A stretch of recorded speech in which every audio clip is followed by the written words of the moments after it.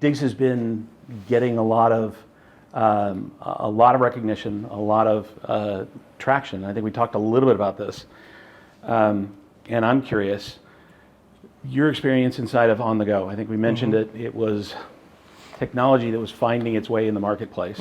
Stream had a little bit better vision of that and the way that it was executing it, but it feels like in Diggs, you guys have locked into something pretty solidly, and you're right into executing. Is that something that's been something that you've learned through the process, or do you think it's the idea, or where do you think that lies? I think it's a little bit of both. Cliff's here, who's been our longtime attorney, and he's absolutely amazing if you ever want an attorney.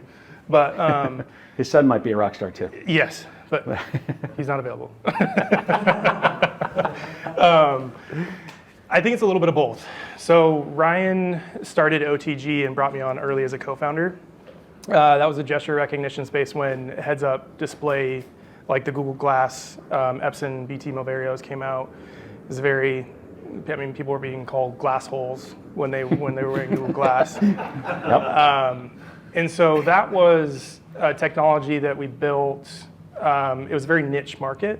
And I think at OTG, that was the first company that Ryan and I actually built together. We learned a lot about each other. As I mentioned, we've known each other since the 5th grade, but that was a true test of how can we work together. And we went through every high, every low, even from a working style, but then also a business style as well. And so we learned a lot. And then Stream came about, and I think we took the learnings from OTG and then moved those into Stream. And it wasn't as niche. We knew what we wanted to do. We knew what the goal was. We knew what the product was. And we knew that there was an appetite for it. With Stream, we early on, we quickly pivoted and made what we call micro pivots to kind of adapt to the market, and then also what the actual true revenue opportunity was, as well as the product itself. That turned out, it was great. We had a lot of great customers, Lowe's, Best Buy, Samsung. We found something, we hit something. It just took a little bit.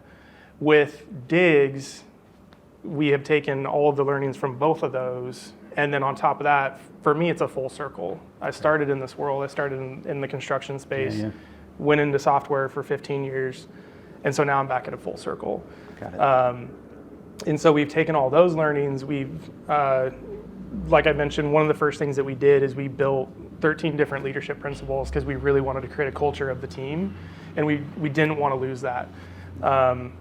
As a lot of you may know, when you go through an acquisition, you instantly lose that culture that you built. Maybe not instantly, but it will happen. And that's one of the things that we really focused on. And in doing so, if we live by those principles every day, then everything goes so smoothly. One of the big questions I get asked all the time, early solo founders, is where do I find a co-founder? I'm now going to tell them they have to go back to 5th grade and find out who was there that was doing something. It is. It's incredible. It is. It's getting into a relationship and a marriage, right? I tell co-founders early stage when they find somebody, I'm like, go on a road trip. Leave your phones aside and argue about what's on the radio, but go on a road trip and change flat tires and stuff like that, because you end up going through that.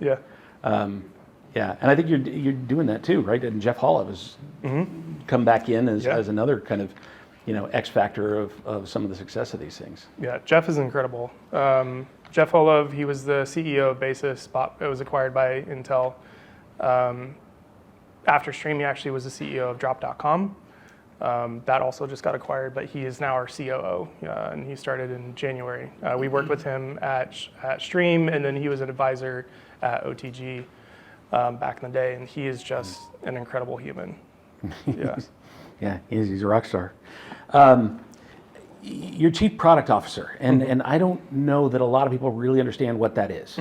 It's kind of the dark arts of marketing and exploration, but it sits at the heart of that product market fit. So maybe you can talk a little bit about either your journey on that, or kind of how you execute it now. In the startup world, like we all know, you wear many different hats. Essentially, for my role is I kind of own the product, the roadmap, et cetera, but I go beyond that. You think about the strategy, the innovation side, the enterprise view of the company, and then also the product. I think that's where Ryan and I, as co-founders, do really well, is because he is an amazing leader, amazing storyteller, and a great visionary. He's also very optimistic. I'm on the realist side, so we go back and forth. I know you didn't say pessimist. You said realist. He's called me other things. I'm not going to Well, that's what say it pessimist. right now. But that's where I think we do really well, because we've worked together so long, and we can have debates, we can have honest conversations on what should be done and what shouldn't be done, and we'll always come to an agreement. So in my role, it's kind of pushing the product forward, especially from like when I have like Ryan or the go-to-market team being like, hey, I'm hearing this in the market, or this would be really cool if we could talk about this, or like bump it up. But then in reality, I kind of come back and like, it's not the most important thing right now. So the biggest part for my role as a CPO is to maintain the product, make sure that we're going in the right direction, and ensure that we're building the right things while digesting all of that user feedback, as well as pushing innovation forward. Yeah, I think what's really interesting too, and I love the way you laid it out, is that innovating in the construction space is tough. Like I knew Josh with Toolbelt, a local successful company. We helped get them into market, right? The technology and stuff like that.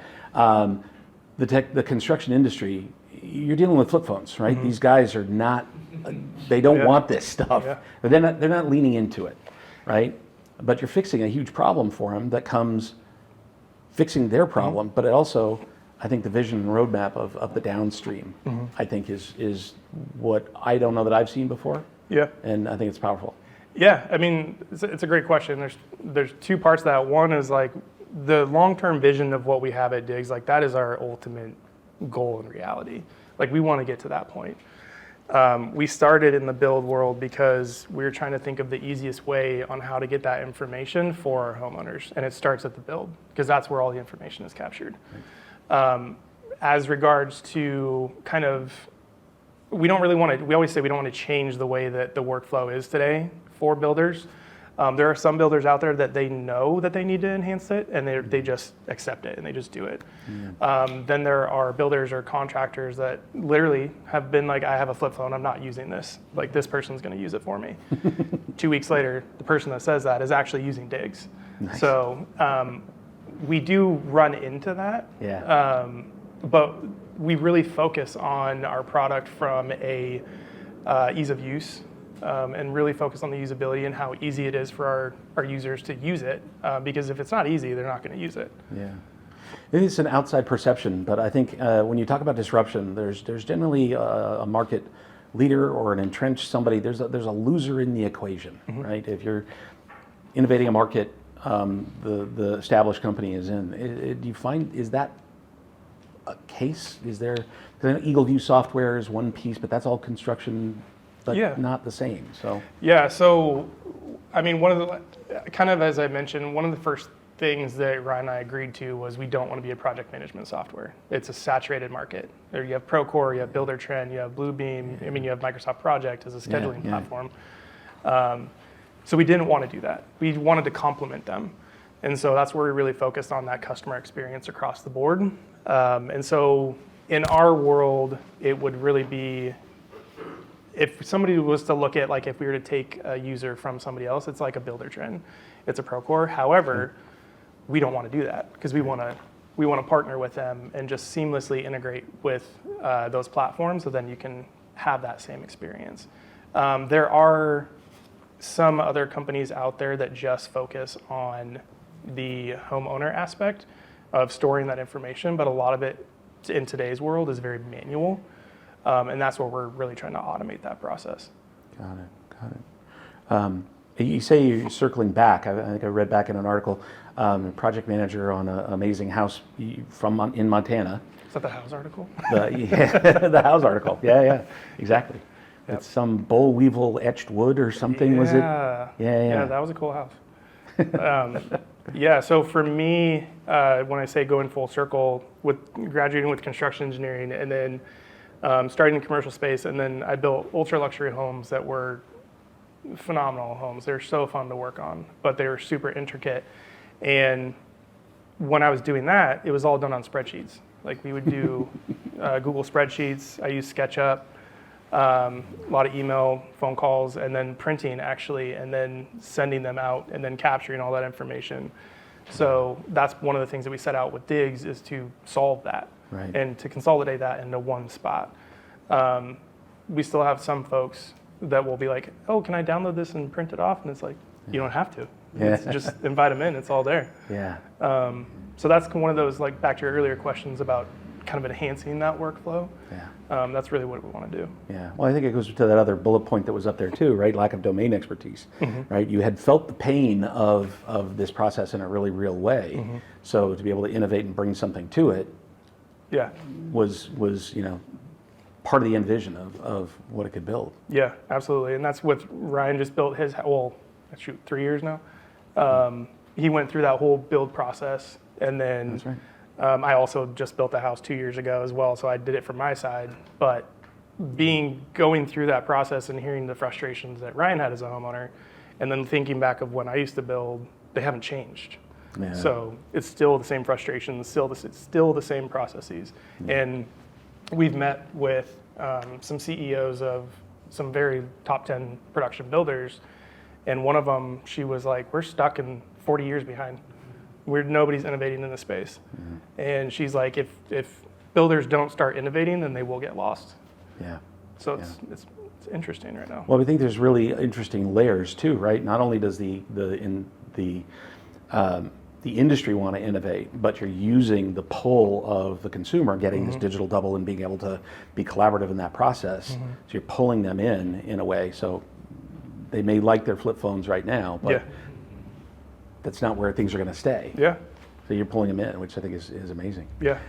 You said you last year was at IBS was the best name for a trade show, obviously. We'll go with that. International Builders Show. Okay. Yeah. So I heard a story about your latest spokesman. Who was there speaking, and Ryan basically heard him from stage and leaned over and said, "I want him." Yep. And you got him. Yep. Maybe you can talk a little about that. Yeah. Mike Rowe was the keynote speaker at last year's International Builder Show.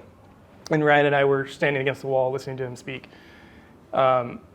He's amazing in this industry. He has a foundation called Micro Works that is really pushing technology and education and expertise in the trades world to students. And so that just kind of won us over. But just listening to how he spoke about this industry and how the industry responded to him, it was incredible. And so, Ryan leaned over to me and he goes, "We're going to work with him." And I was like, I was like, that'd be great. This is what I love about him. Ryan is as just a go-getter. Is he set out, and we worked with Mike over the past year.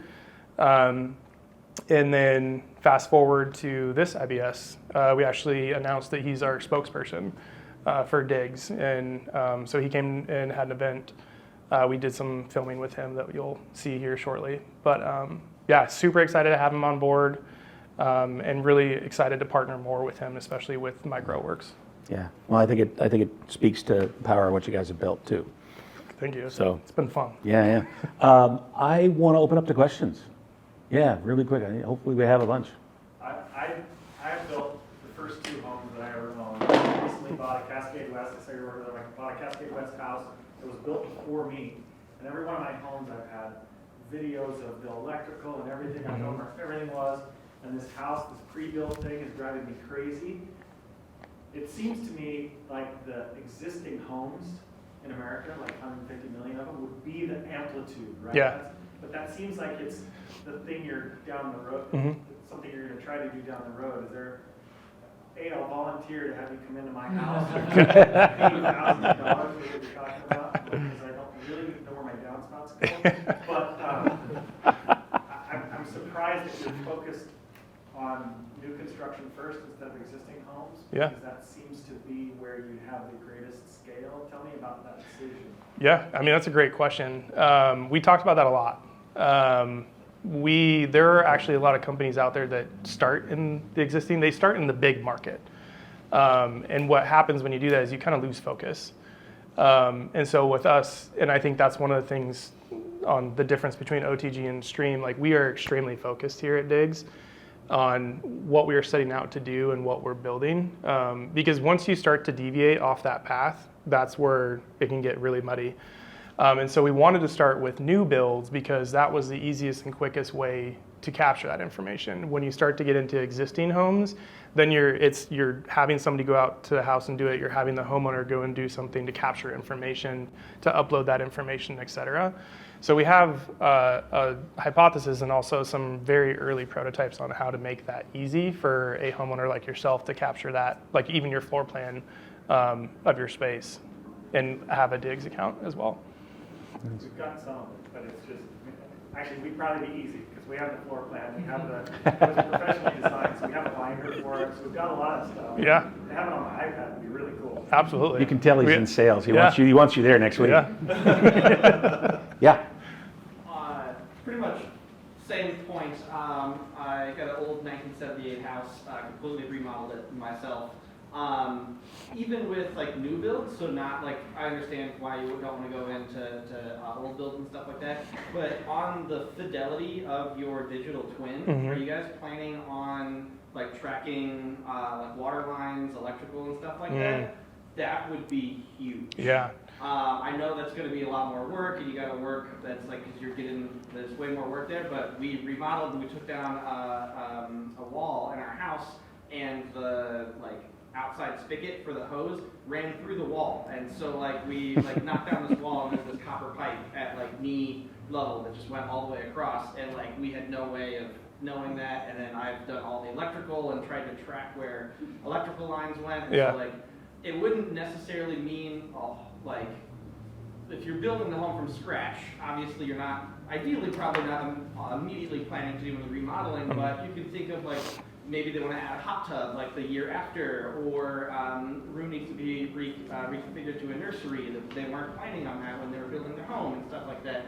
So I think if you could, have like a very high fidelity digital twin down to like the electrical and water lines and stuff like that, I think that would be huge. Have you seen our roadmap? No, I'm just kidding. No. Why do they start with new construction? Because somebody put a hot tub in. No, that's definitely, we want to get to that point. We've always thrown around the idea of like being able to peel back layers of a wall. Right now, with where we're at, is we have our 3D blueprints, and not all of like the actual structural drawings of like electrical or framing and everything is in those in some of them. So right now we're in a space of whatever information is in there is what we have. Like, it's the more information that's in there makes it better. But then we have some ideas from an existing, like even a remodel standpoint, on how we could enhance that to even capture that information. Yes, that's absolutely something that's in our vision. I just realized, like, you could even, like, I spent half my time just finding studs. Yeah. Like, if I just had the digital twin and knew, like, where these were, and, Yep. like, I could just pull up the little model and stuff like that. Or like like- you said, like peeling back the wall, Yep. would be, digitally would be amazing. Or like I like- hold up your phone and just invisibly see what's behind it. Yeah. I like Yeah. that your engineer left the room when you started talking about feature enhancement. I saw a lot of head nods. Yeah, done. Ty, thanks for sharing your journey. I love hearing stories of startups, that are getting to the point where you're successful, right? You're getting to the next step. I'm curious in terms of, could you speak a little bit about your fundraising journey and the level of support you did or didn't feel? Yeah. So Diggs was an interesting fundraising journey. I'm looking at Cliff because he was OTG was too. But Diggs was, I don't know, Cliff, would you say it was easier? Yeah. So with Diggs, we've raised $14 million so far. We did a pre-seed of 7 led by Fuse, which is in Seattle. They were also, we brought in existing investor in as well, but then this latest round, we did a seed of 7, and OVF led that round. I think with Diggs and going back to like the learnings of everything of OTG and Stream, and having like a true, like, this is what we're doing and this is the hypothesis, it was much easier to kind of tell that story from a raise. With digs, we didn't even have a product. It was an outlier from a normal raise. Going into OTG and stream, OTG was the toughest because it was in a market it was very niche, and finding investors that actually understood and believed what we wanted to do, that was the harder part. Also, the way that we did the rounds and what we raised on, we learned a lot. So going into now, we pretty much did everything we didn't do back then, which is good. I hope that answered your question. Yeah, I absolutely could do this all stinking day. This is why Charles and I talk about it. Startup is our drug of choice. I love kind of hearing the backside of it. It is 11:30, and so I want to be cognizant of the times that we set as well. Ty, thank you. Hey, thank you. It was really, really amazing. Yeah.